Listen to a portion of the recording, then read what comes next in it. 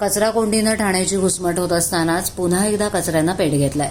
गायमुख येथील पालिकेच्या कचरा संकलन केंद्राला मंगळवारी रात्री उशिरा आग लागल्याची घटना घडली। आगीचं स्वरूप मोठं होतं। आग आटोक्यात आणण्यासाठी ठाणे महापालिकेच्या अग्निशमन विभागाला शर्थीचे प्रयत्न करावे लागले। डम्पिंग ग्राउंडच्या आत जिथे आगीची तीव्रता अधिक होती तिथपर्यंत अग्निशमन दलाची वाहनं पोहोचण्यास अडचणी निर्माण होत होत्या। मोठ्या प्रयत्नांनी आगीवर नियंत्रण आणण्यात आलं। त्यानंतर धुराचे प्रचंड लोट परिसरात पसरले। गायमुख परिसरात कचरा टाकला जाऊ नये यासाठी येथील लोकप्रतिनिधींनी पालिकेशी पत्रव्यवहार केला होता, पण सध्या कचरा संकलनासाठी जागा उपलब्ध होत नसल्यानं पालिकेनं गायमुख संकलन केंद्रात मोठ्या प्रमाणावर डंपर रिकामी करण्यास सुरुवात केली आहे। त्यामुळे मिळेल त्या जागेवर कचरा टाकण्यात येतोय। अशातच मंगळवारी रात्री सुमारे 8:30च्या दरम्यान आग लागल्याचं निदर्शनास आलं।